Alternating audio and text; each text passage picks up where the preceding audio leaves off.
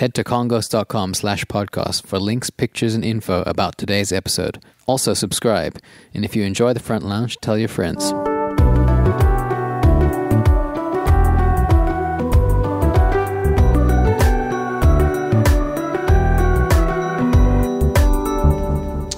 Hello, everyone, and welcome back to the Front Lounge with KONGOS. Who are I? We're here with Sam Pauly. She was originally tour assistant when you met us, right, on the Kings of Leon tour. She is a touring professional. You can talk now. Oh yeah, you can talk whenever you want. Yeah. Well, you guys have been telling me not to talk all morning. Well, save it for the podcast. Yeah, but now the podcast has started. Yeah, because you literally walk into the room and you've got great stories off the bat, and we're like, save it for the podcast. Don't talk to us. We'll just sit here in silence until we start recording. I guess I should finish my intro. Originally tour assistant, now tour accountant. Quite the jump. Yeah, it was. It's been a couple years. So, yeah, touring professionally, been on tour with acts like Hosier, Kings of Leon. Who else have you worked with? I did a country duo called Maddie and Tay for a little bit. That was fun and different. But mostly just, I've done 2 tours with Kings of Leon now, so they take up most of my time. Okay. Well, let's just ask you right off the bat, how did you get started in this world? Because I remember we interviewed you for our docu-series that we're doing, and you told us a story. Do you want to just tell us again how you got started? Because it's quite interesting. Yeah, repetition is the mother of learning. I'll tell you as many times as you need. I was an intern for a management company because I went to school in Nashville and I was studying music business. And I just kind of hit it off with the Kings of Leon's team. And I got a phone call one day saying, "What do you want to be when you grow up?" And I said, "I want to be a tour manager." And he said, "Great, we're going on tour in January. Do you want to come?" And I said, "I'm there." So not a bad first gig. And you were how old at that point? At the time I was 21, and it was not a bad first gig. It was definitely a massive learning curve. I had never even been backstage at a show before, so I had a lot to learn very quickly. What was it that they saw in you? Do you think that you were so young at the time, you'd never been on the road, where they're like, "Oh, let's call her and bring her out"? I think I was just a mad hustler. I was kind of always around and I was always nailing the small things. And, when people ask me, like, why did they pick you? I always say, because, I'm the best at returning your wife's shoes to Nordstrom, picking up your birthday cake, dropping off your dry cleaning. And, when people trust you with the small things, then they trust you with the big things, like their money. Yeah. That's what we're doing wrong. Mo never gets my dry cleaning right. Yeah. Well, I think what you say is true. Detail is indicative of the rest. Especially in this business. I mean, we know how much detail there is on our level of touring, which is usually at most 2 buses and 1 truck. And Kings of Leon will be up to probably 9 buses, 8 trucks maybe. Yeah, depending on the show we're doing. I mean, I think our smallest kind of version of it that I've been around for has been 4 buses with the band not on buses, so that's just 4 buses of crew. But when the band, when we're doing the most massive, it can be 8 buses, 9 trucks, quite large. So what was your kind of job description when you first started, and how did it evolve? And then, how did it evolve into what you're doing now? Yeah, so when I first started, I was mostly in charge of signs and handling the runners lists and just looking after the crew and making sure they had all the info they needed to do their gigs. So what do you mean by signs and runners lists? I mean, we know what that means, I think. Yeah, so when you arrive to a venue at 6 a.m, it is like a blank canvas. And my job is to make sure that it looks like home every day when the band and crew arrive. So you have to kind of assign rooms, put up signs so people know, where catering is, where production is, which way to get to the stage. And you really have to start from scratch every single day, and because every scenario is different. So you just kind of have to give people knowledge. Yeah, I mean, the venues probably share some similarities, but I having done a bunch of arenas and sheds as a support act, we found those signs very helpful, because a lot of times you roll off or out of your bunk into the parking lot and walk into the venue, and it's like a giant institutional building. You don't know where anything is. So the arrows on the floor and the signs saying where you got to go are actually very helpful. That scene in Spinal Tap, where they're looking for the stage, was based on reality. Sometimes it is really fucking hard to find the stage. And you buy colored gaff by the pallet? Oh, yes. I actually, towards the end of the last tour, got kind of hostile because people kept running away with my pink gaff tape. And I was having to barter with the audio guys. I am so serious. Everyone stop stealing this. I will trade you whatever other color, but you can't take the pink. Because it was kind of just my thing, and people knew if there was ever a note written on pink gaff or arrows with pink gaff, I had been there, and that was information that I specifically wanted them to have. So how many touring crew, say on a big bus tour with you guys? I just wrapped up Kings of Leon, and band party aside, our crew party was anywhere from 35 people to 50 people.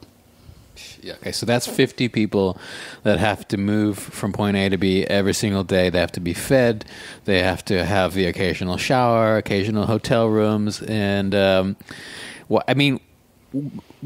let's ask this. When you first went on tour, say first day, first week, what was it about this life that you had no idea was it this way, or is there something that stood out and said, holy shit, I did not picture it like this? Oh my gosh, all of it. I mean, I remember my first day so vividly. It's kind of like a PTSD situation. There are random triggers, and I'll just flash back to it. I remember showing up and looking nothing like everyone else who was there. I have 0 tattoos. I am blonde. I'm a cheery little Southerner.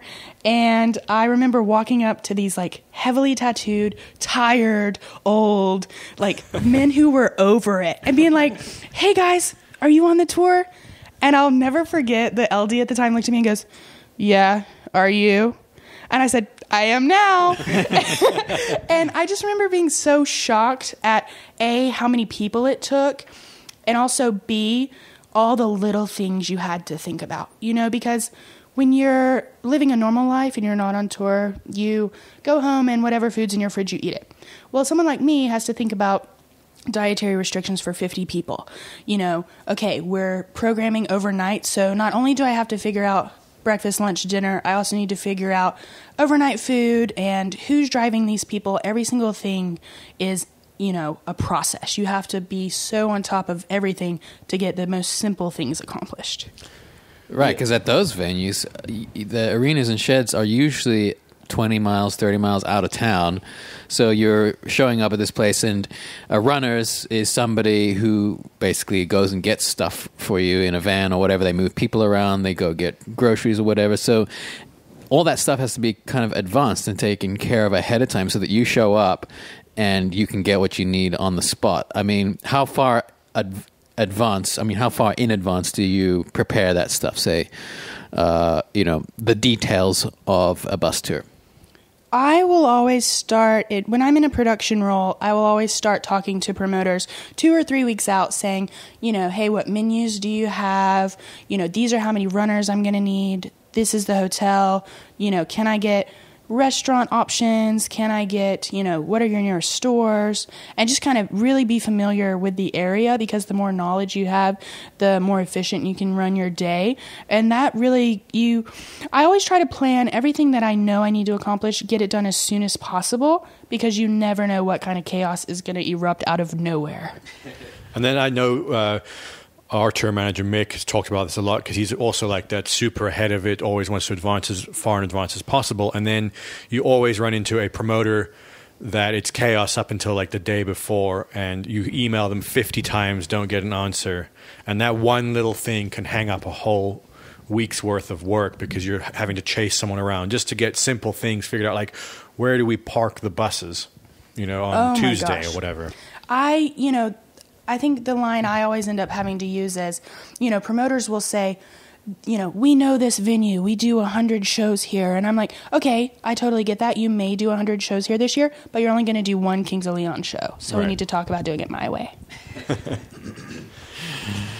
Well, that's the kind of, I guess, confidence, in the crews that I've seen, the people who are in the managerial positions, and I mean, not management back in the office, I mean tour managerial positions, they have a certain confidence, and sometimes they can be real dicks. You know, we've been with bands where the tour manager is just not a nice person.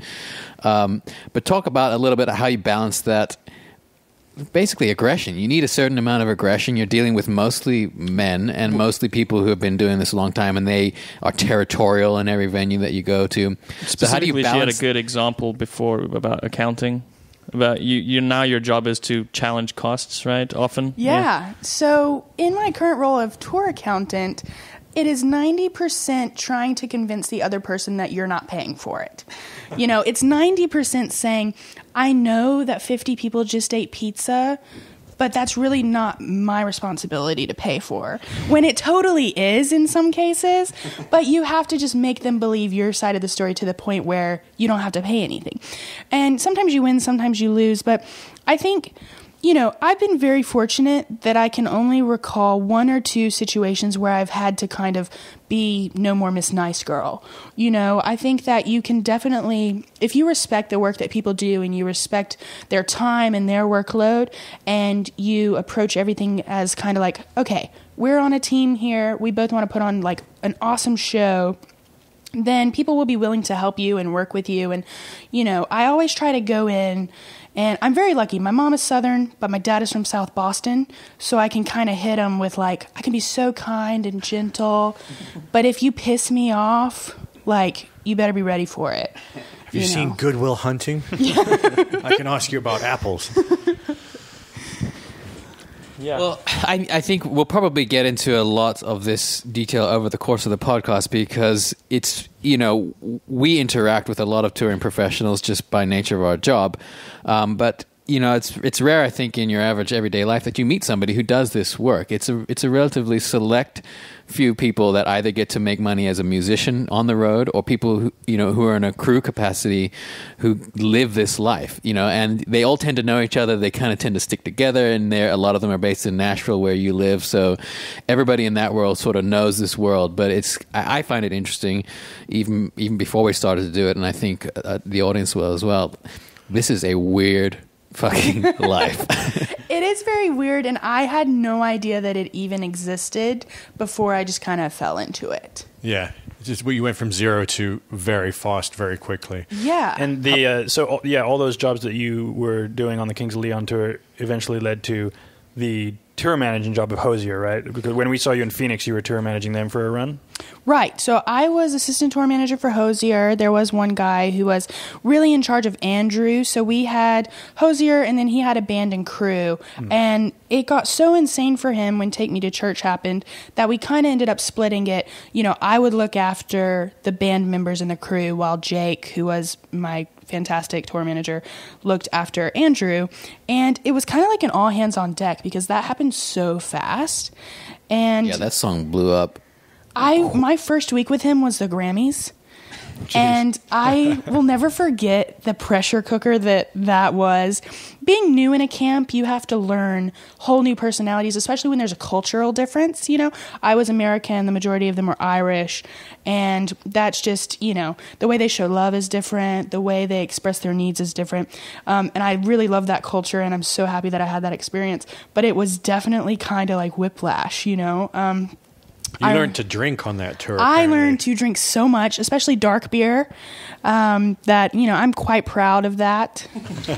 So one of my best friends is Irish, and he is always telling me, you know, like, remember, not everyone's Irish anymore. Take it easy on them. Also, I'm like, is in take care of Andrew. It's not like he's some kind of needs like babying and stuff like that. He's doing radio gigs, flying away, doing all sorts of stuff in between the usual shows. So it's not like, he was on everything. I think, you know, we did every television show. He did a lot for magazines. He was just really the vision of being an artist who is present when their song is happening.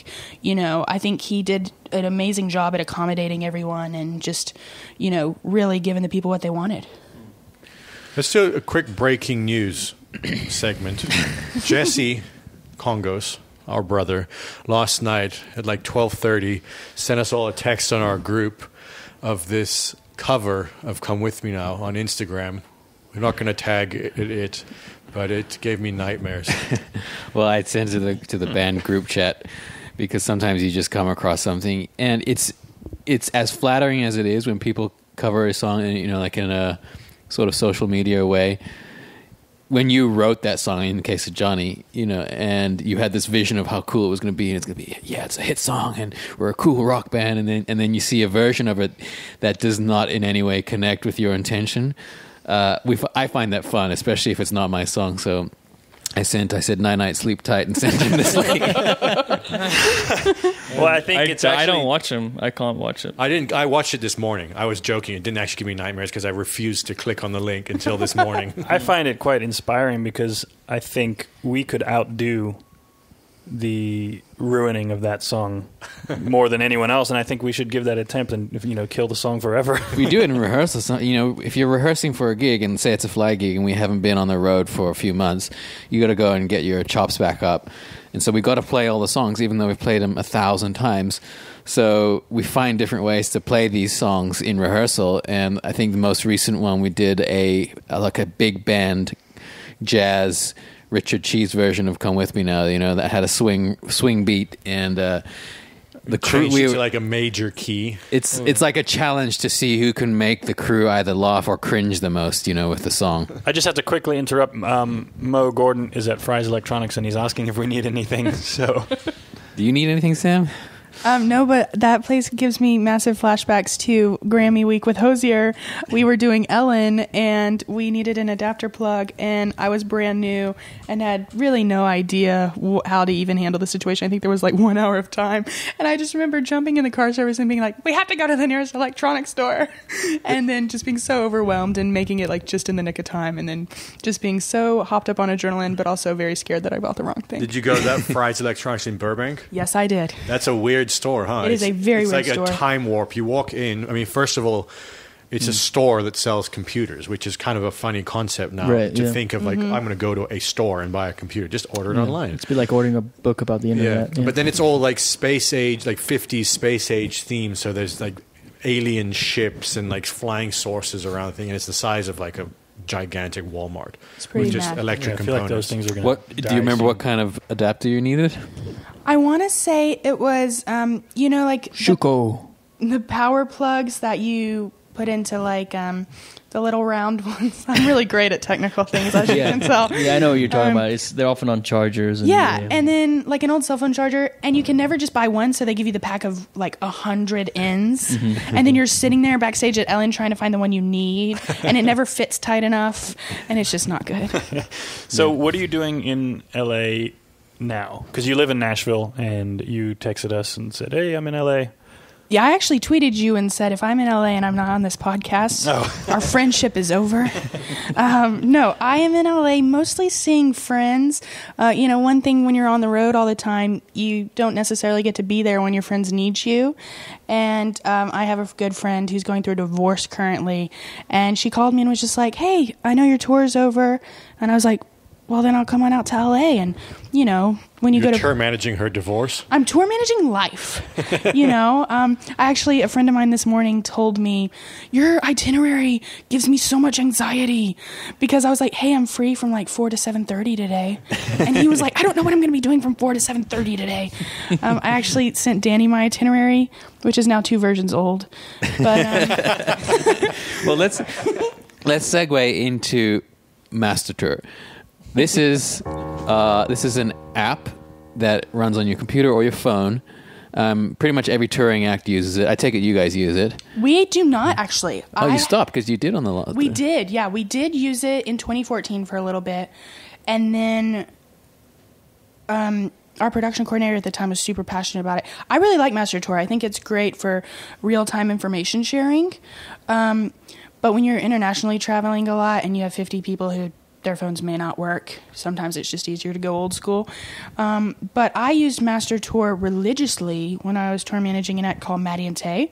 So I do really love it, and I wish that I could put all my friends on a Master Tour for my life. Like for social gatherings. Yeah. So basically what it is it's a scheduling app, but specifically tailored to like the touring world. So it's, you map out schedules, every aspect, like 9:15 trucks arrive, 9:30 trucks start unloading, and then it's got links to and information about every venue, specs, stage specs, all that kind of stuff in it. You can put your set list in there, your guest list. They started adding a social aspect of it too now. If you go to a city, you can look at a map and you'll see other touring acts who have rated restaurants or bars or whatever, and they'll say this is a cool place to get late night food, or this is the best whiskey place next to this venue in Boston, and you can see what act they're in and like when they were there. So that's part's pretty cool. So what do you mean by going old school though? I will never forget. Printing something out? I have printed day sheets before. It was 2016, March, I believe. And I slid some day sheets under some hotel room doors just because I wasn't sure if anyone was reading my emails. And I didn't want anyone to be able to make an excuse. And I was brand new at the time, and so we had an extra early call time. So I remember it being midnight, and I'm like sliding day sheets under doors, like, I wish you would all just get international data. But, sometimes you can't ask too much of people. So one of the things that always comes up with Master Tour is everyone that's on it. So every person in the crew and the band can add people to the guest list.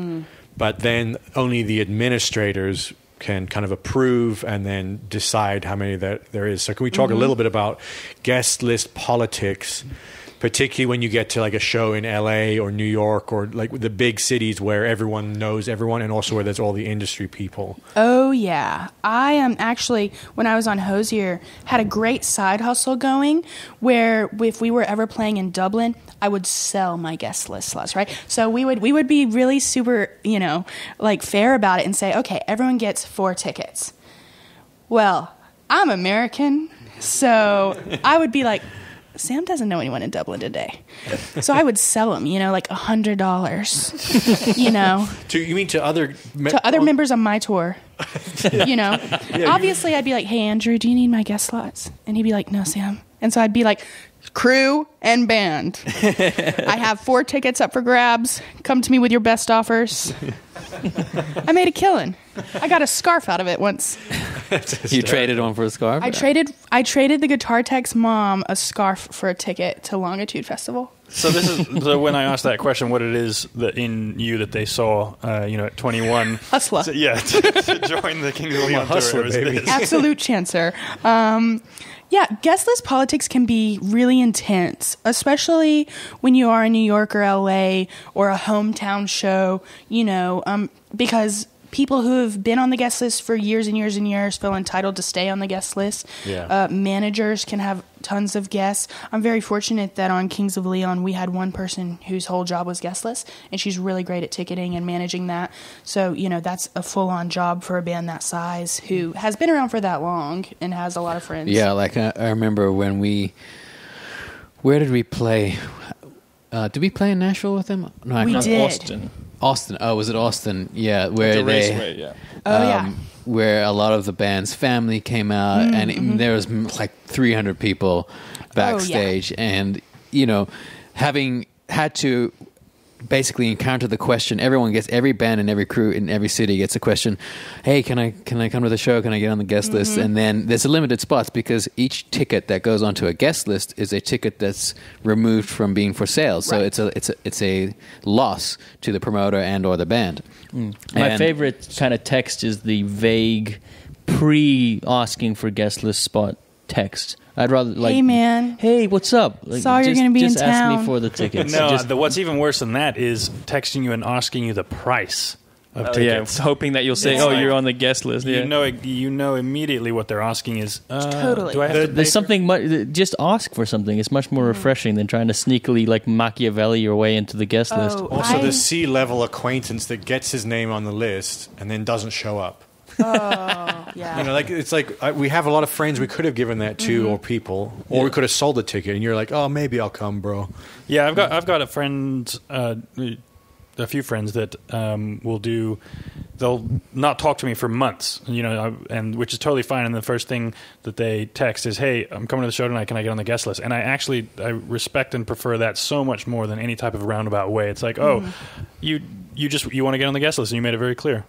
Right. I do like the direct, don't make this even more awkward for me by wasting my time, because I don't want to be like really cool and smooth about it. It's like, yes or no, baby. Give me a yes or no question. Yeah. I've just started taking advantage of that, like through our management and agent. Like I got on not a guest list, but like free tickets to go see Tears for Fears the other day. Because like everyone does this to me. I'm going to just start doing. I'm like, hey, can you hook me up with tickets to the Staples Center? And like, they're like, yeah, obviously. I was like, Sean, you careful. I'm going to do this every week. Anderson .Paak was sold out at the Palladium, and I asked Corey, and she managed to wangle some tickets, and I felt very guilty.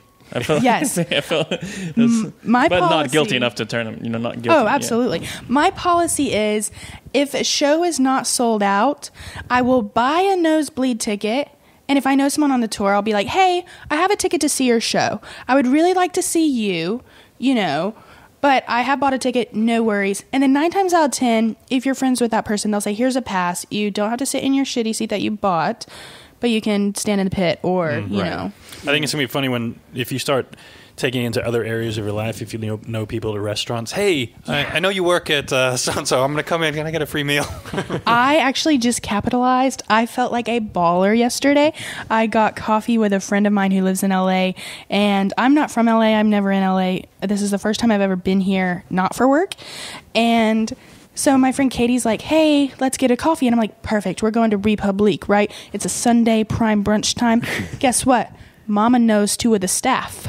So I roll up and just sit straight down.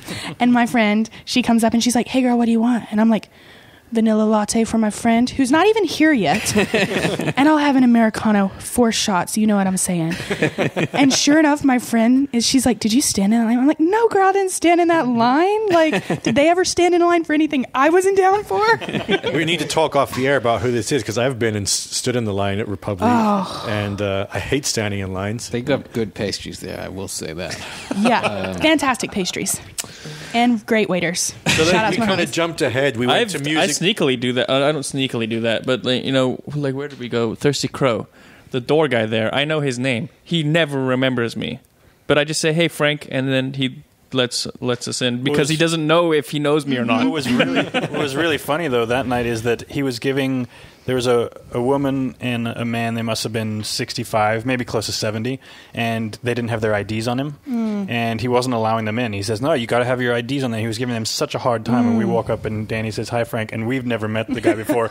There's 3 other people, and he just says, oh, is this your party? Okay, go ahead. Right in front of them. It was the worst example of that American policy about IDs is you got like a 67-year-old couple from France you're not letting have a glass of wine, and then you let 4 youngish people in, You're still but he specifically said, is this your fucking company?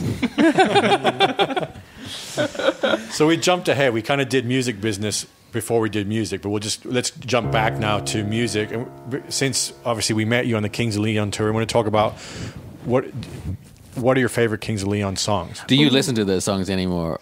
You know what? My mom is actually the first member of my family and friend group who brought Kings of Leon to my attention when I was in high school. My mom really, really liked the Come Around Sundown record, but I really like Because of the Times. On Call is my favorite Kings of Leon song.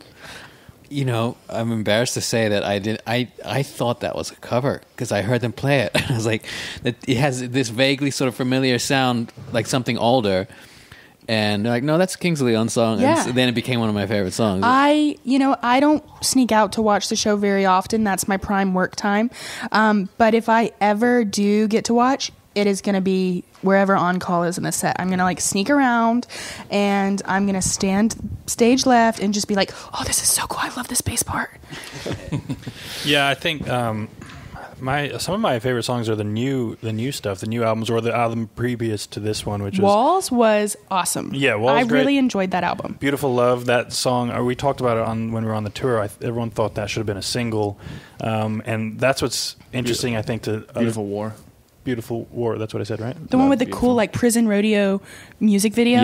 Yeah. Oh gosh, I love that. Yeah, Caleb said that he wrote that song the same time that he wrote "You Somebody" in the hospital, and he said it just never made the album. So, like, whatever, 10 years later, it got on Mechanical Bull. No shit. Yeah, it's Recycling, I get it. My favorite song. Well, at that time on the tour, there was a part in the set where I think they did "Knocked Up" and "Pyro" in a row, and the visuals were super cool. Oh man, they nail it. Yeah, that became kind of the moment for me where I went from just knowing their singles and liking them, and then when you tour with a band and watch them every night, we became actual proper fans over the course of that tour. And that moment was like Knocked Up. It's like a 7 or 8 minute song, and they just it's like chugs along forever. And they were telling me that they get bored playing it because it's so long. But for a fan, it's one of my favorite moments. Speaking of boredom and Knocked Up, our head of security. What are you telling us? Our head of security, Jamie, is one of my best friends on the road. But every single night, when the band's off site and everyone's loading out, he will be whistling Knocked Up, and he'll be walking around just like whistling. And we have all just gotten to where we'd be like, Jamie, you've got to stop it. And because it will stick in everyone's head. It is so catchy. It just lingers. I think one of the greatest things about Kings of Leon, which we learned on the road, and one of the most interesting things is they don't play with any click, any track. It's just 4 guys plus auxiliary member. So 5 guys playing instruments, and the entire set is with visuals, crazy lighting, and all that is very difficult to do without everyone being on the same page, everyone getting cues, and they do it all without that. So it adds this spontaneous vibe to the live show, which we watched. We were out on the road for 2 months, and we watched the show almost every night, and it's different every night, and that's a really difficult thing to do. It means that you have to be a great musician. You have to have a chemistry between you that allows.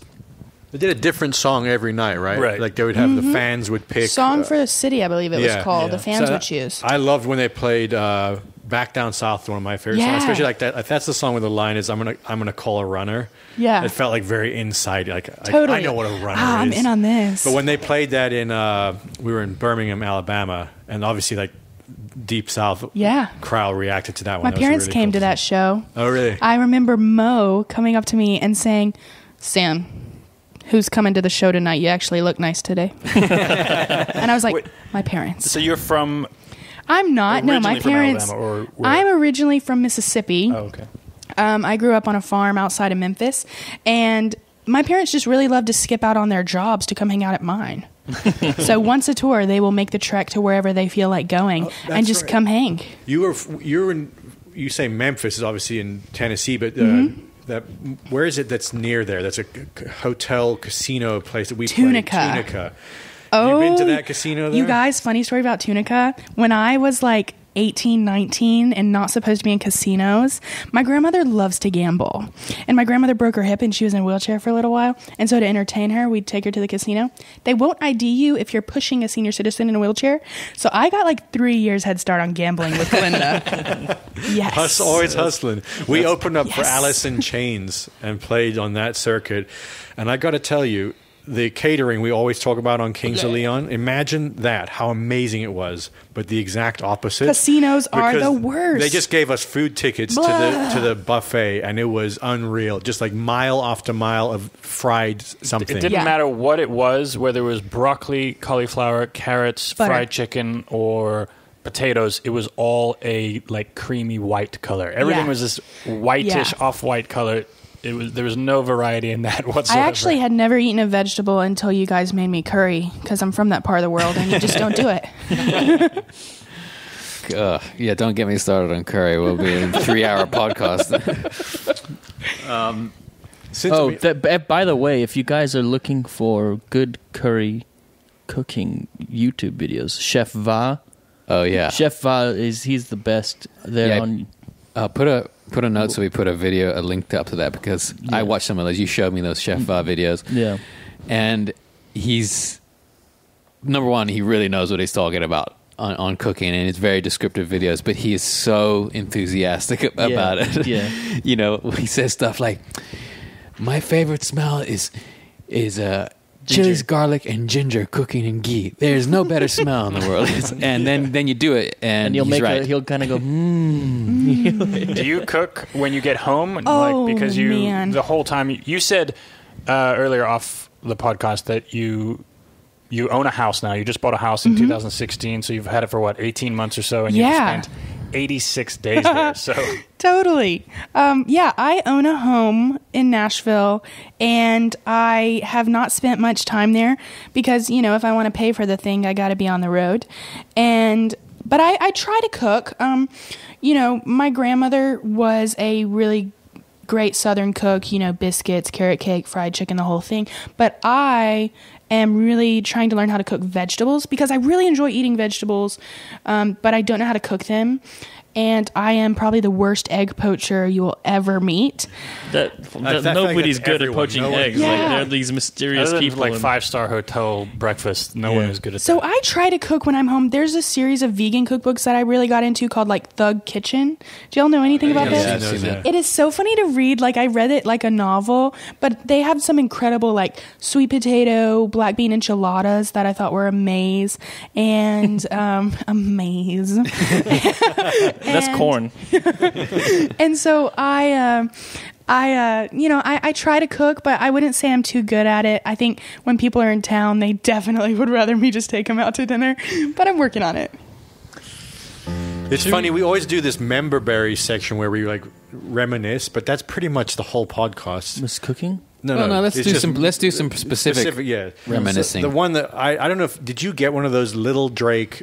Lil Wayne Drake T-shirts that we got in West Palm Beach, Florida. So we're on the Kings of Leon tour. Yes. And you want to tell us about that? I want you to tell about it, and then I want to tell my side of the story. Okay, so the short story is we got there, and the week before, the Lil Wayne Drake tour had come through, and their security had confiscated boxes and boxes of fake merchandise that people were selling outside. So they had bootleg T-shirts they were just giving away to people because they'd confiscated them from people. So I don't know, 30 of the people in the crew that day were just wearing Lil Wayne Drake T-shirts. We got some funny pictures. Lil Wayne versus Drake, versus Drake. That tour was crazy. I was recently just talking to someone who had been on that tour, and I was like, okay, the only input I have here are these T-shirts. Right. And I never got one, but I had massive jealousy of everyone who did. And I just remember Owen wore his forever, and Danny cut hers off into a trendy tank top. And I'm just sitting there nobody got me a Lil Wayne versus Drake T-shirt. Well, we got about 8 of them. Yeah, that's funny because basically all the crew from all 3 bands and all the band got them.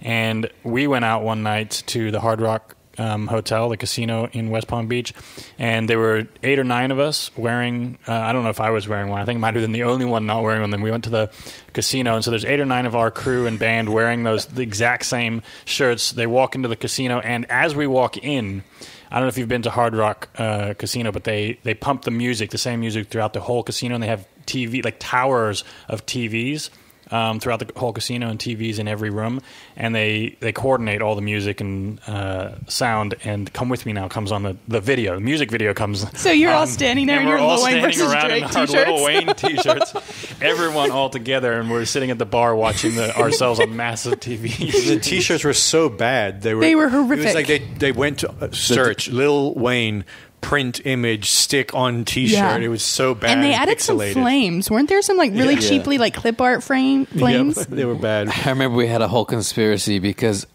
I don't know how many. I know that some of the Kings of Leon crew got these shirts, but it was mostly us. Our bus, we kind of snagged them all. So I think there were 8 or 10 on our bus, and we decided to coordinate with the Young the Giant guys. We said, okay, on Thursday we're all going to lunch in the catering wearing these T-shirts, and we're not going to say anything. Yes. And I remember we did it one day. We walked in 10 of us wearing these Drake vs. Lil Wayne shirts, and just didn't acknowledge it. Yes. I feel like every tour has a T-shirt situation because just recently on Kings of Leon in the winter arena run, all the crew ended up wearing these Cobra Kai T-shirts, and I was like, you guys, where are you getting these? Who do I have to talk to around here? And one of our carpenters had just been screen printing Cobra Kai shirts. You mean from Karate Kid? From Karate Kid, the massive logo and everything. And so by the end of the month, every single member of the crew essentially had one, and we decided we'd always wear them on travel days. So, and at the time we were flying a lot, so every other day without fail, we would look like a NBA team, except worse, all wearing Cobra Kai t-shirts, like grown adults wearing these weird, beautiful, homemade Karate Kid shirts. Yeah, I can just imagine in the airport lounges like, oh no, the karate team's here. Totally. That's something I actively avoid is groups of people wearing the same T-shirts.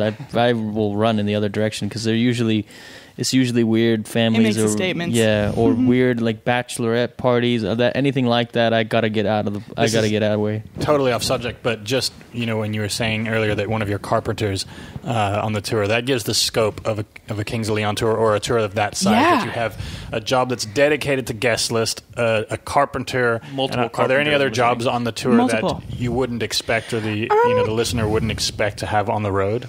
I was just talking about how I recently spoke at a panel at my former college, and someone asked me, how do you see touring changing? And I think a lot more people who traditionally don't picture themselves working in music are probably going to end up on a tour because there's so many jobs like electricians, right? You go to school to be an electrician and you probably don't even consider that you could be touring with a rock band soon. And also, we travel with 3 carpenters. And, they do everything. On the Walls tour, we carried a gorgeous Austrian curtain, which is a big, red, beautiful, theater piece, essentially.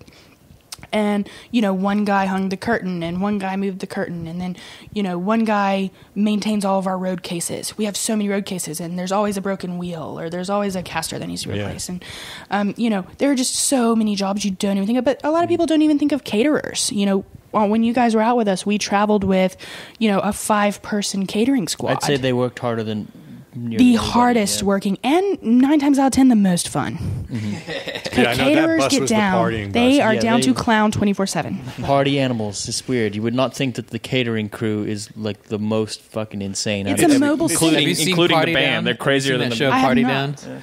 It got canceled. It was like 2 seasons. This show Party Down with this guy with Adam Scott, and I don't know. It's a comedy series, but it's about caterers, and it was a weird combination of everyone became like a weird friend, and they did. It's called Party Down, so they kind of Yeah. That's like you're saying, everything that you have to do has to be thought about ahead of time, because there's no I'll just stop off at Home Depot. So you have to think of every potential thing that can go wrong. It all has to be done on the move with 2 hours before the bus is rolling. Who was on that tour? I can't remember his name. He was an electrician, cameraman, and he built motorbikes that he would ride across the country. He's from Mexico. Dennis. Dennis is a really... He was from Mexico? Yeah, he lives I believe he lives outside Tulum. Huh. And I only know that because I'm vacationing in Tulum coming up, and someone was like, you going to see Dennis? And I recently saw him. He was out with you too.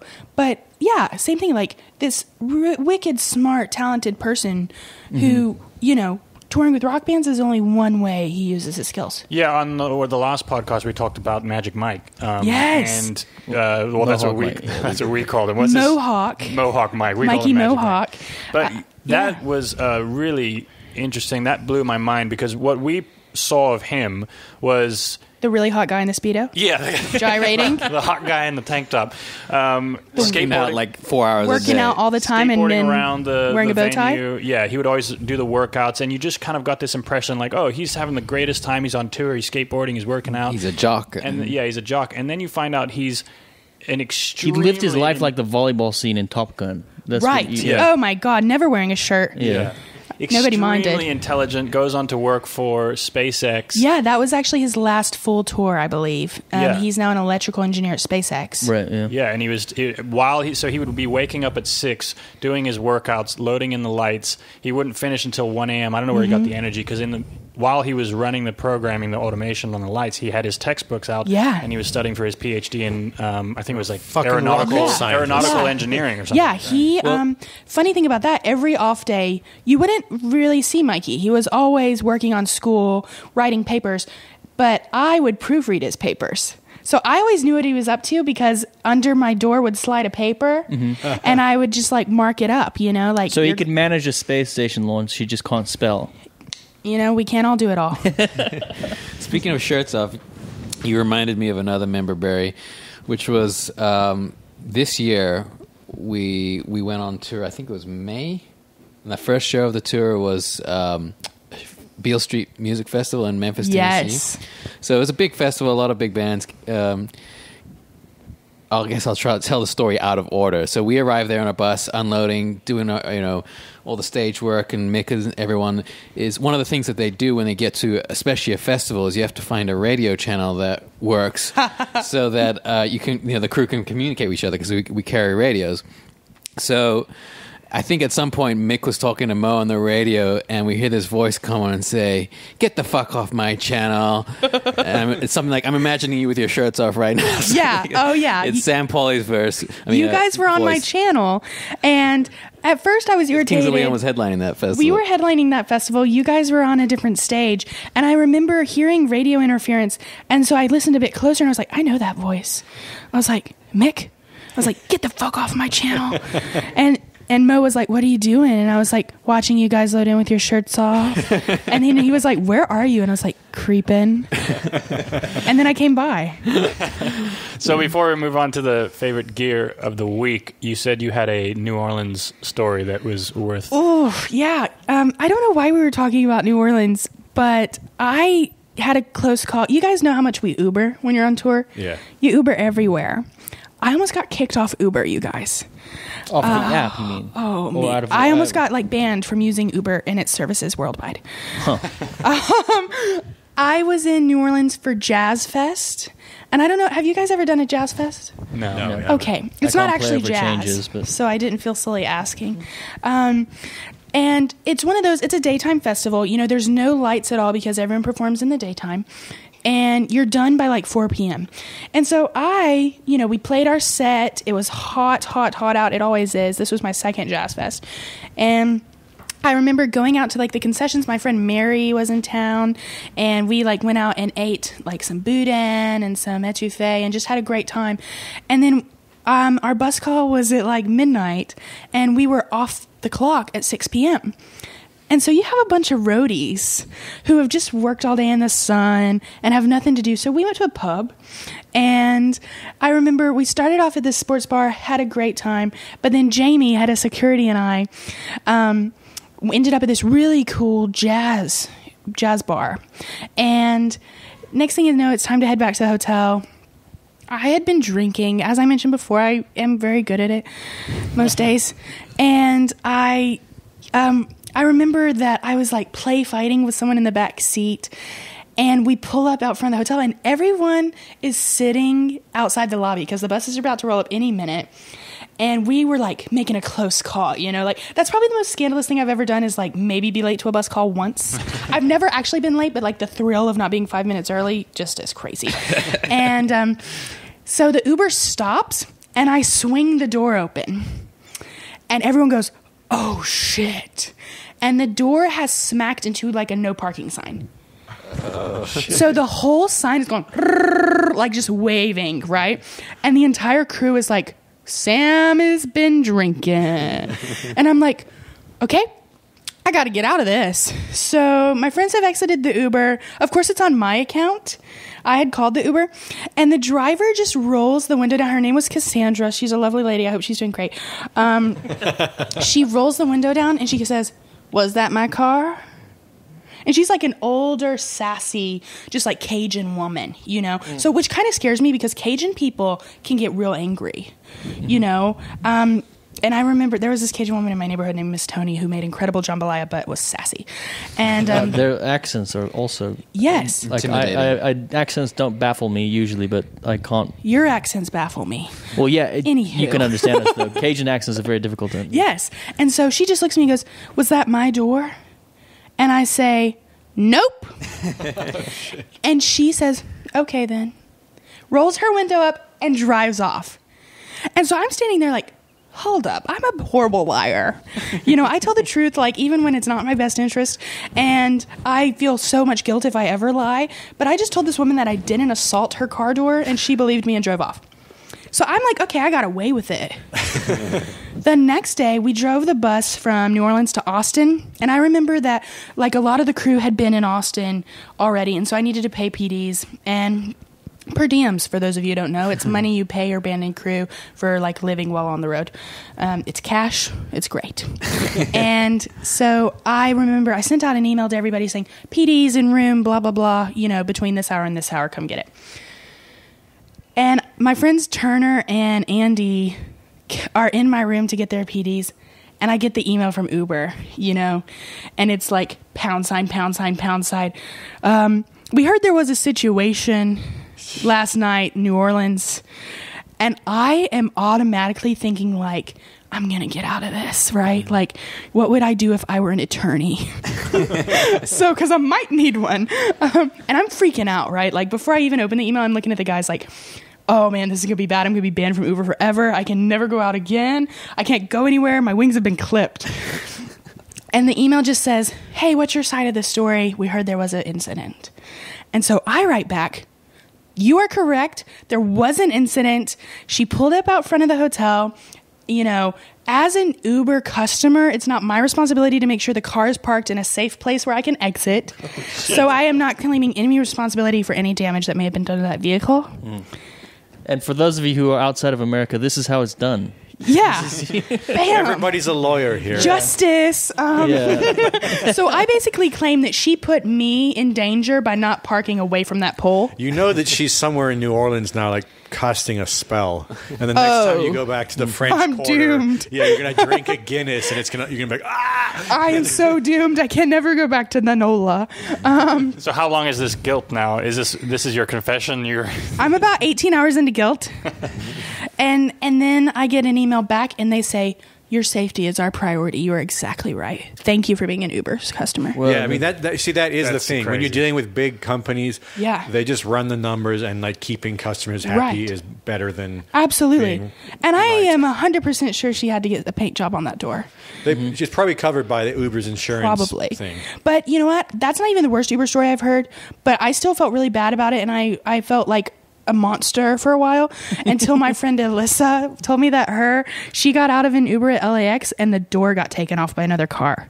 Like she narrowly missed getting hit, but the door went like sliding across. I think we can win the Uber story so far. So you remember Stripes? I do. He was front of house for us for a good year or two.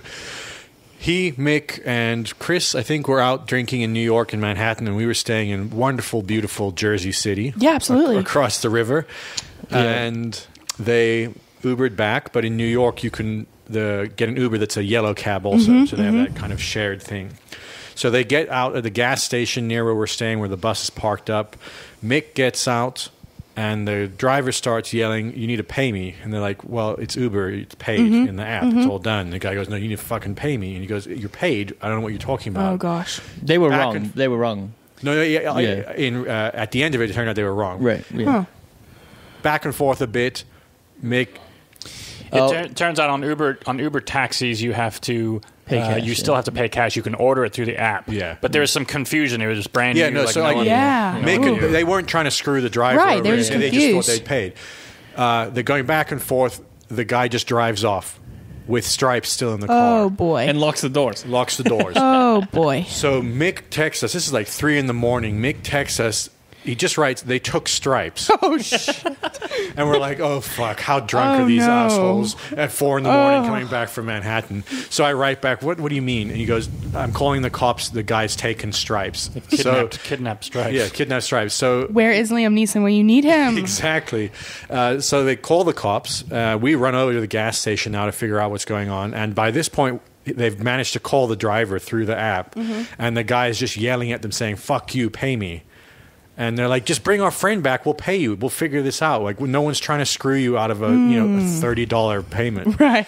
Like, this is not millions of dollars Right, involved. right. Just give us our friend back." So long story short, But Mick, when he showed up at the bus, Mick was completely plastered. And then when the cops showed up, it's sober Mick, capable of handling, anything showed up, and he was talking to the cops perfectly coherently. Yeah. Instantly. It was very bizarre. I think But that's a trait that you develop as soon as you get the title of tour manager.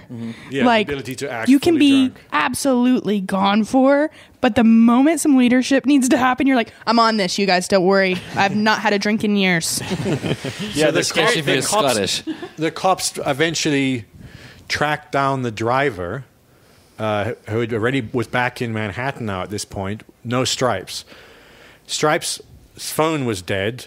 He'd left his credit card at the bar. So like this is, and we called another Uber to go look for Stripes because we figured, I don't know, maybe they got in a fight and they left him. So me and Mo, I think, or Mick maybe, were driving around for an hour in another Uber in Jersey City near the Holland Tunnel, if I'm getting the tunnels right. Yeah, It's it was like a pretty Holland, shitty part of town. Looking for Stripes, just driving up and down streets, looking for a drunk idiot wandering the streets. He says, wait, did he walked up to the bus, right? No, yeah, we eventually, after an hour, said, "All right, like, whatever, there's nothing more we can do." We told the cops about this.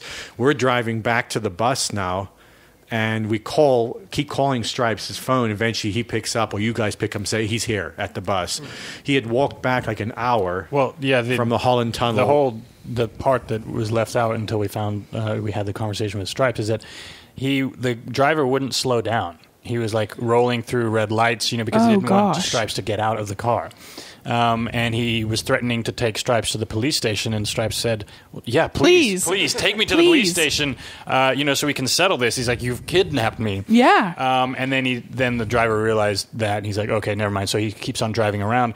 Eventually, Stripes jumped out of the moving vehicle. When they slowed down to a red light, he jumped out and walked back. And he damaged his foot because he kicked the car as it was pulling off. And he kicked it, and he hurt his toe, and he had to walk back. And then he said he That's met such a man thing to do. one-eyed prostitute. Yeah, you never know with Stripes, but he was not in a state to be elaborating. He was shaken up. The driver turned off his phone and was no longer. He got directions from quite literally a prostitute, a one-eyed prostitute who had had her mouth sliced or something like that, some dark David Lynch things type happen. stuff. Yeah. Movie. And we were tweeting with Uber saying, Bring please, back our friend. Just let us know, contact us directly. We need to talk to your emergency customer support to try and find our friend. Yeah, I tracked down this car. So luckily it was Stripes because he could handle it. But if it was Mo, we wouldn't have Mo. That's our long extended member berries. We're going to talk about our favorite pieces of gear of the week. Sam, on the road, what is one of your favorite pieces of gear? It can be anything. We said a stapler, portable printer, rodeo. I have radio. quite the menagerie of things, but my favorite item, which is also a great conversation piece, I have a tape dispenser that is shaped like an otter. And it's very useful and very cute, and he blends in really well with one of the dressing rooms at Jimmy Fallon, so I love to take him everywhere. Didn't someone take your... Oh my gosh. They kidnapped your otter tape dispenser, They or is that something else? kidnapped my baby wolf. I have a baby stuffed wolf I bought it as a present for an audio guy who then didn't take it with him when he left the tour and gave it back to me, and I was now single mom of this stuffed wolf. It was a big dramatic saga that I entertained myself with. And someone stole him. So we were in Europe for 7 weeks, I think. And the last 10 days he went missing. And leading up to this, the guys they would dump out a bottle of Benadryl and then lay him over like he had overdosed. Or they would tape him to the wall. Or they would ram him into a water bottle. And so it was a lot of vicious attacks on this stuffed wolf leading up to the kidnapping.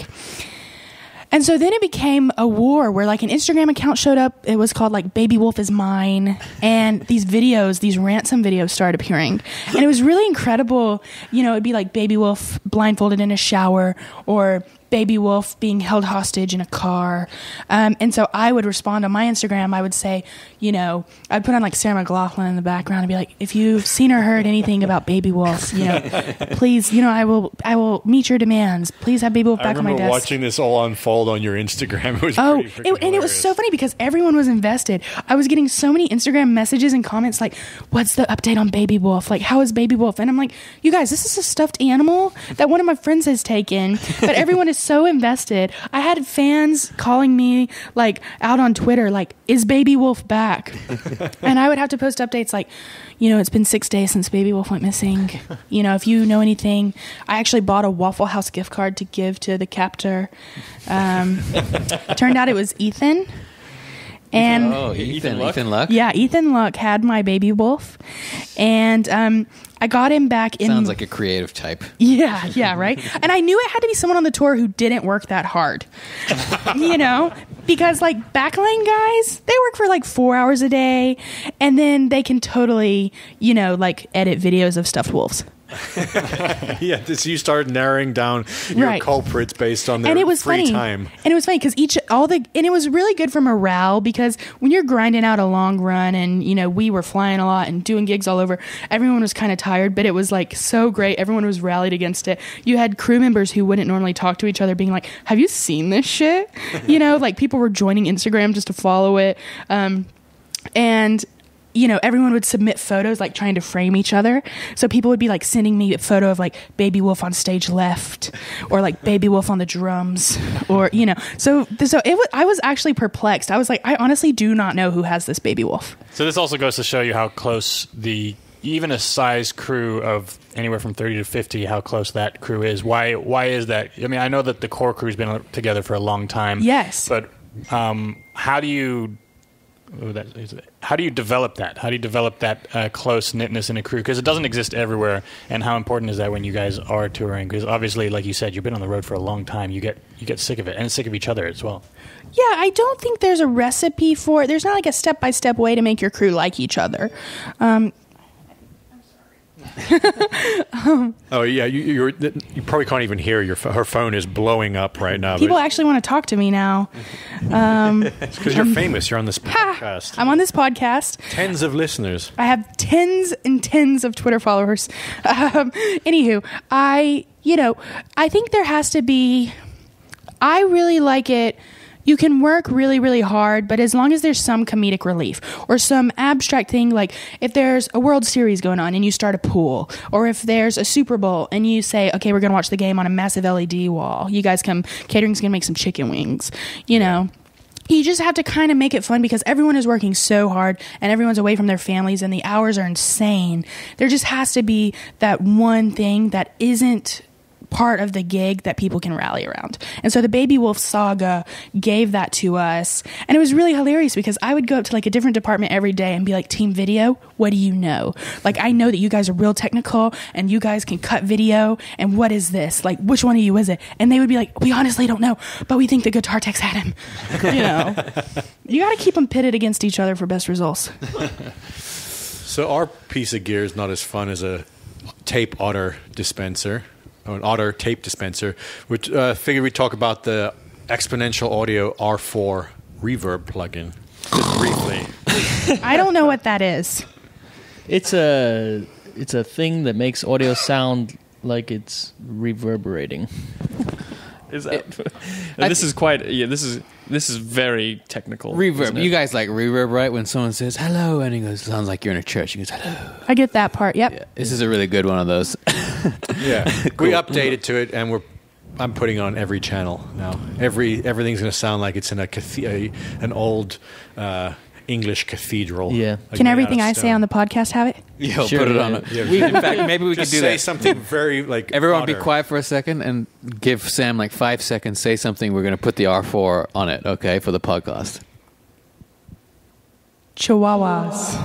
I just think that'd be a cool word with reverb. All right, say it again, but forcefully. Chihuahuas. Chihuahuas. Right. Yeah. Well, Yeah, so Now you understand. For the layman listener, there's a whole bunch of presets. It's a plug-in on your DAW that you're working on. You can choose all sorts of different rooms to emulate a sound. So there'll be presets like a hall, a chamber, a church, a small room, a backyard, and you can change the reflection of that sound within this kind of virtual room to make it sound like the audio is in a specific room. It is algorithmic. It's not convolution. So for those of you who care about that kind of thing, it's an algorithm emulating that stuff, as opposed to a convolution reverb. They'll send out a sound in a physical space, and it's called an impulse response, and then they'll measure the room, and then they'll apply those measurements to your audio source.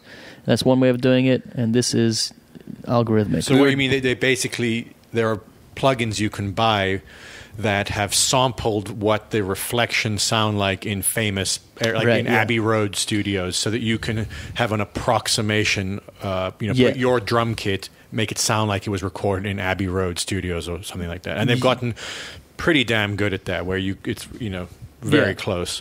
Yeah, they're different kinds of sound. These are like the R4s is meant to be a lexicon like,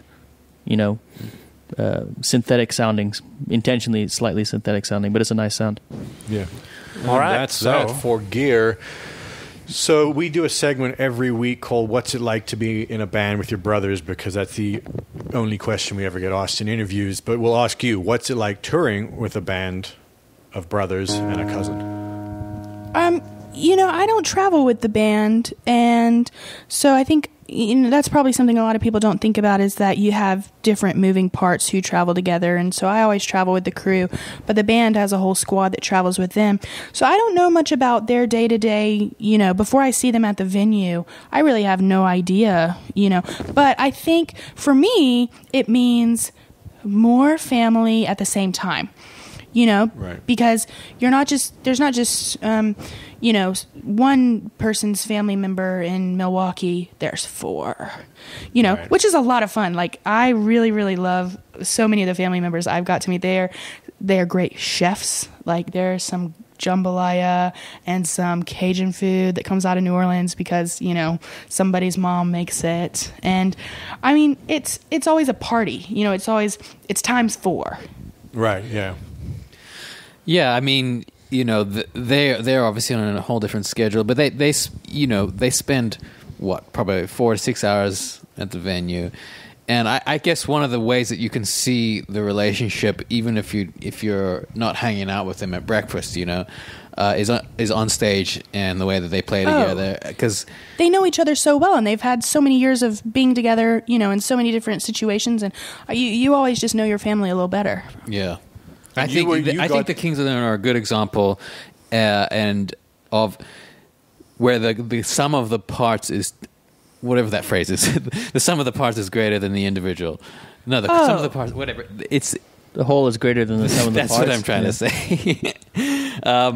Where each one of them is clearly talented, but together they're more talented than they would be individually or in other bands, Oh, extremely, extremely. I think they have something really special going, just because, their Talihina Sky movie I saw after I said yes to going on tour with them, but before I actually went, and it gives you so much insight, Right. I really love that movie, and I actually have been meaning to go back and watch it after, kind of being in their world. Yeah. And I think, with your family, you can always kind of resolve certain things quicker, but then other things you have to be more patient with.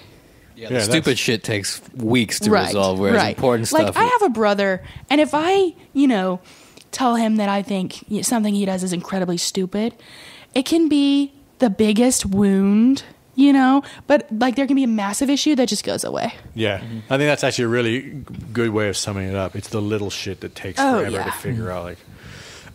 So you went on tour with them after there's the Kings of Leon, I think a lot of people think of, which is like the crazy partying rock band, arguing brothers, like bordering on Oasis thing. And then when we met them, super chill family men sort of thing. Yeah, those are the only versions. They're still rock stars. They are absolute rock stars. But now they're like drinking wine and. I want to wear all of Matthew's clothes. He has the best wardrobe. I never knew the wild and crazy Kings of Leon, and people say stories about it or whatever, and I'm sure, it was probably like a college phase because, I think everyone has that phase in life where, you're figuring things out and you're testing the limits, but I never knew anything about that with them. I joined them well after the kids and the stability and, the wine over tequila.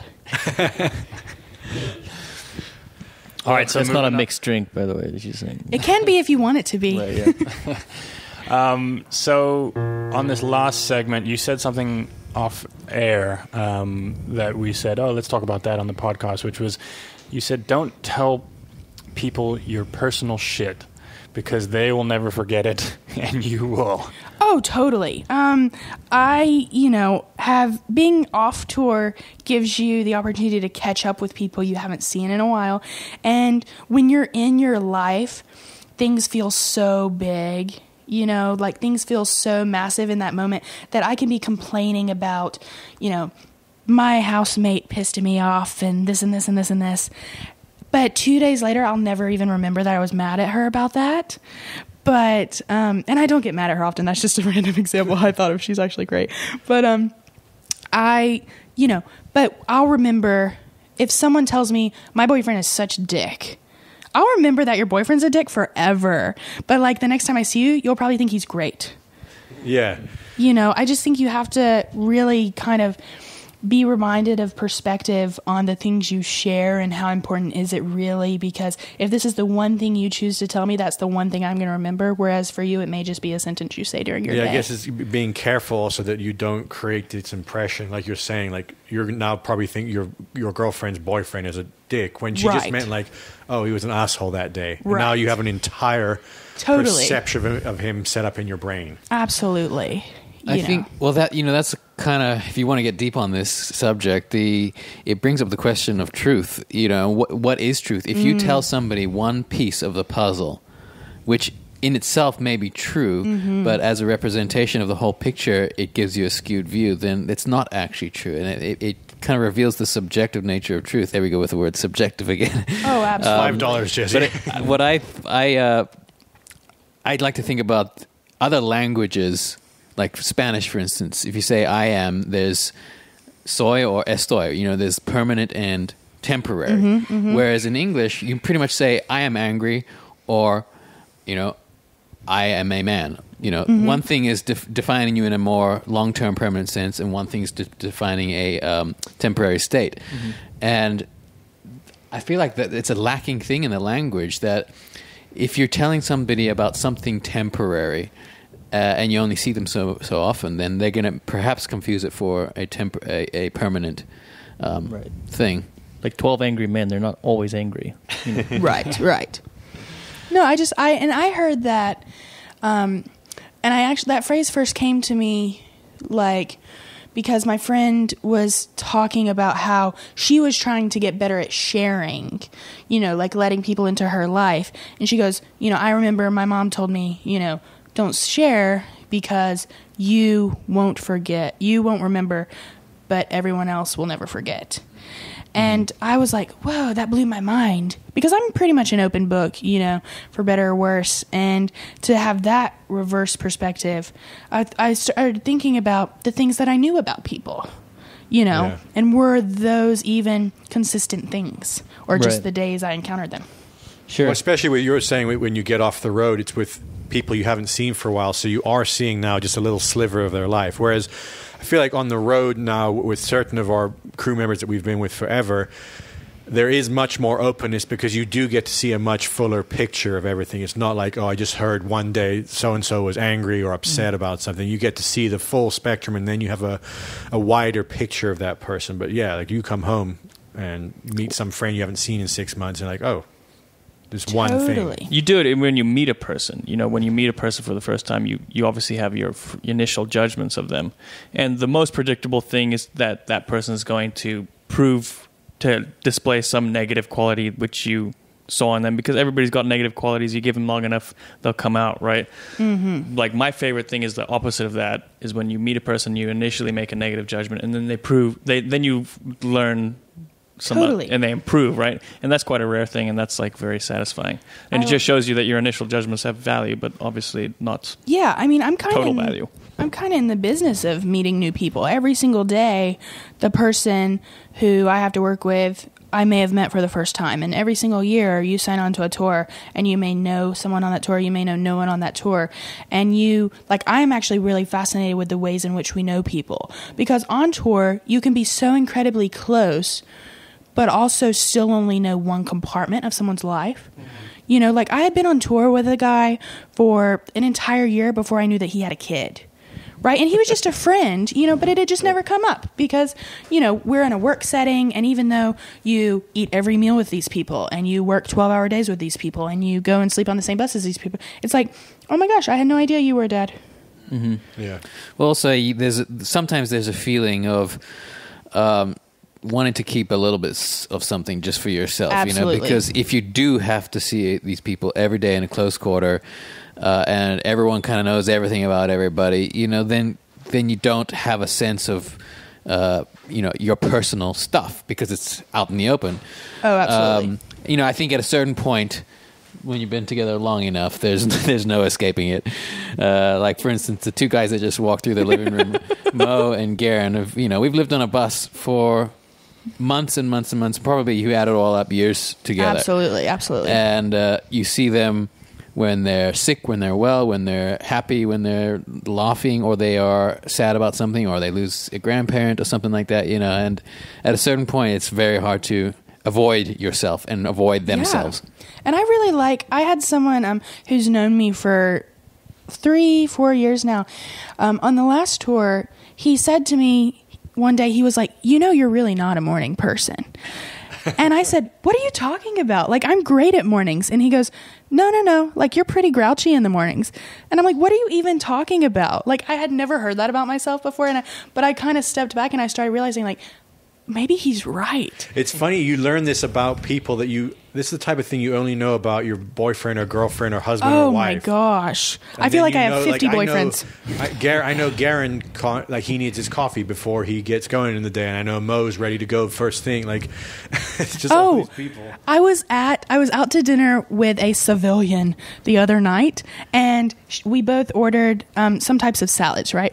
And on tour, everyone plays a weird type of role that is actually quite intimate if you take it out of context, right? Like, I have someone on tour who he doesn't like mushrooms or feta. So anytime we go out, I don't like pickles. He'll eat the pickles and the olives. I'll eat the mushrooms and the feta. So I'm sitting there with this girl who I haven't seen in a while, and I'm like scooting these things to the side, and she's like, why did you even order them? And I said, because I normally don't have to worry about it. Like, he normally eats them.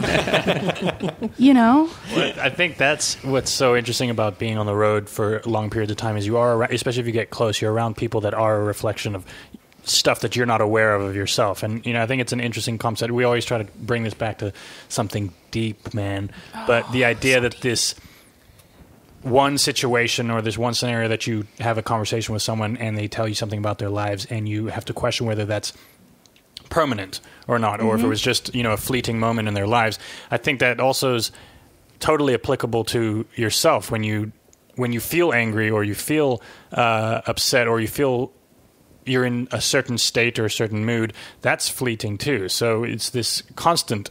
The only thing that is constant is this impermanence, and to see that in yourself, and also not to get so identified with this fleeting moment of being. There's something Jesse was saying that is important to think about in the context of the English language is how the language of that affects massively the way that people come across. You meet different cultures and they do seem to have a different sense of how their moods define them. Like, I feel like right now everyone feels particularly defined by their mood of the hour. Like, there's a bit of a feeling right now of just like anger that's like going around the country, and a lot of it obviously for good reason, but then there's also just a lot of people saying like, oh, I am angry, this is me, I am all anger. Right. I think there's a good exercise that you can do. Push-ups. Yeah, push-ups and pull-ups, and also, and none of us does this enough. I don't do it enough, but I recognize the value of it. When you feel something coming up and you'll say it's anger, instead of thinking in your head verbally, sometimes you verbalize thoughts in your head, even if you don't say it out loud. You say, "I'm angry right now."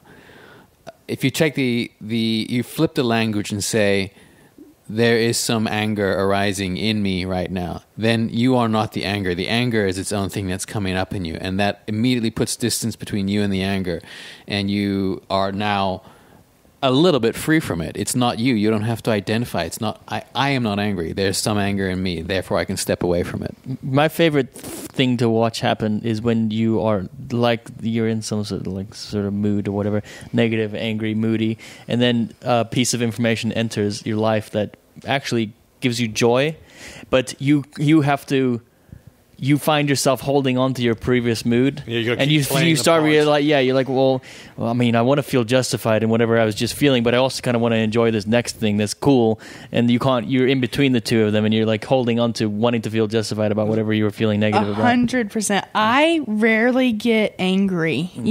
I'm 9 times out of 10 a very jolly person, but the one time the switch is flipped, I will hold on to that because it's like, all right, I've decided that y'all have pissed me off, and I'm going to stand by that. Like, you are never going to make this right, until, someone brings me an apologetic, like cookie, or, like until there's a surrender, I'm going to stand by that, even if I want to laugh at your joke. Right. Yeah.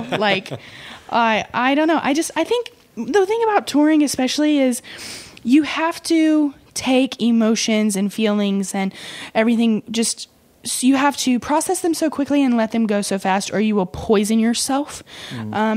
Because unlike normal jobs, if I worked at an office 9 to 5 and my boss told me that I should be a Walmart greeter and that I was the most disappointing person he had ever met, I could go home to my living room and I could bitch about him to my dog, and I could sob at an HBO movie, and then I could just let it go and go to work the next day.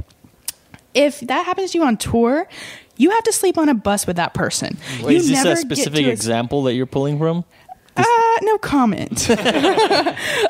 We said this exact thing last week. We were talking with Mo or Garen. Like, it's the fact that you have to sleep with these people. Yeah. In 3 feet away from them, that it completely changes the dynamic of what is basically, it's an ordinary. You got a boss. You got coworkers. Yeah. It's not that strange. Yeah. It's the fact that you go home with them. Right. It's like, not only have you hurt my soul, like, I have to go back to the bus and fix my makeup and then come back to sit in this office with you, and it's, and I think just touring is really great for emotional strength, in the fact that you have to identify, was that even about me, or was I just the person they intercepted about something else? Yeah. And you just have to let shit go so fast, or you'll rot. Yeah, I think it teaches you to interact with people in a little bit more open way. You can leave the possibility open, like you said, that it's not just about you, that they've come across something in the day that made them feel a certain way. We've all had a shit day. Oh my God! You kind of see horrible. that in big cities in a certain respect, when you're forced to interact with people. A lot of, like the stereotype that like New Yorkers are rude or mean or whatever, it's always seemed weird to me, because I actually find that because they're forced to interact with people so much, there's actually a bit more of a normalcy in interaction with them, where sometimes you go to like a small town and that's where it's actually weird, or people are mean or vindictive, because you don't have the same kind of situation where you're they forced emotionalize all sorts of interactions that shouldn't be be emotional. Eastern Europe, I know obviously there's a language barrier that limits communication, within a little realm. But even taking that into consideration, like Poland and Russia and the Ukraine and stuff like that, there was not unnecessary considering, Like, Americans always, even if they walk by you and they're 3 feet from you, they'll apologize. We'll say, "Excuse me." Yeah, excuse me, and they'll actually make emotional something which is entirely unemotional. And I found, like, and maybe that has its benefits. Maybe that opens up some, maybe it makes things passionate or something like that. And in Eastern Europe, it was the exact opposite. Everything was matter of fact. But it was that was also weird. We were on a bus going from the terminal to the plane on the way to Ukraine, and we were stuck on the bus. And everyone's wearing winter coats, and it got really hot. And we were about 30 minutes. We were stuck there waiting. I don't know why. The bus had some issue with it or another. Everyone was silent. No one was complaining to each other. And like, have you ever been on a bus to a terminal in America? Like, if it stopped for 30 seconds, people are like looking at their watch, going, "The fuck is going on here, American Airlines? Fuck you, Delta!" And like, they go nuts. This was 30 minutes. We were starting to complain because we're Americans or Westerners. Everyone else was just like, "Well, at least we're not outside freezing to death." I think it is the overall relative hardship that is you're contrasting your experience with. Yeah. Which I thought, is not a desirable thing. You want to be able to complain about everything. I love complaining. I've kind of gotten better at not being a complainer, because when you're the person that people complain to, you kind of get bored with complaints. Right. So I have really kind of I feel less complaining inside me after touring because I'm just like, no one cares. Like, no one can change this 9 times out of 10. The no one cares thing. That's the real truth. Nobody, totally. I mean, some people care, and you'll notice that. That'll leave an impression on you. When somebody cares about your problems, that'll leave a huge impression, and that'll make you realize, oh, the rest of the time, nobody gives a shit. I lived in New York City for 3 months when I was in college, and one of the most beautiful moments of my life was I had an atrocious day, and I'll never forget, I walked from Times Square all the way back to Brooklyn Heights, sobbing, full on weeping as I walked.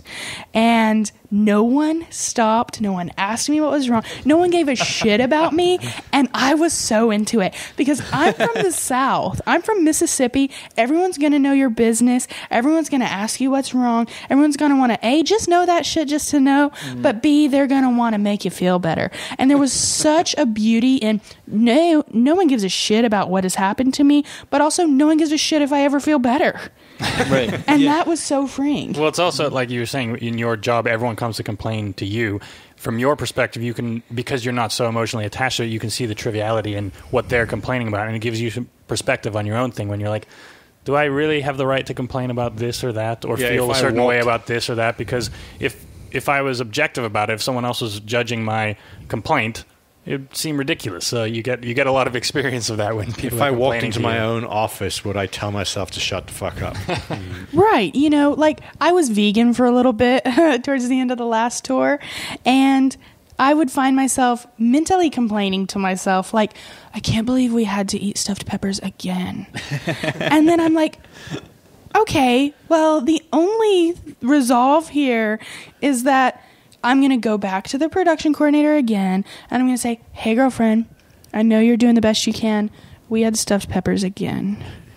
I know you're not vegan, but can you just, you want me to send you some recipes or something? 9 times out of 10, the only thing that can be done is that you try to mention it, realize that nothing may ever happen, and then just remind yourself that everyone's doing the best they can, and maybe that just wasn't a priority that day. Mm-hmm. Yeah, it's not about you. Yeah. No one gives a fuck about my vegan diet. Let's end it right there. Thanks, Sam, for coming out and talking with us. We always love talking to you, and we always look forward to seeing that we're going to bump into you on the road, and hopefully we'll see you next year on the road sometime soon. I think this is evidence that, we talk about the Kings of Leon tour a lot on the podcast and outside of the podcast. The Young and the Giant guys talk about it all the time too. It was a 2-3 month period of our lives, but we all made a lot of friends. The family atmosphere extended beyond us 4 brothers and the Kings of Leon brothers and cousin. And it went through the whole 50 to 100 person touring crew, and it shows now that we're still kind of friends. And so thank you for coming out here. Yeah, thanks for having me. We talk about that too. Every support act that comes by has to kind of live up to that.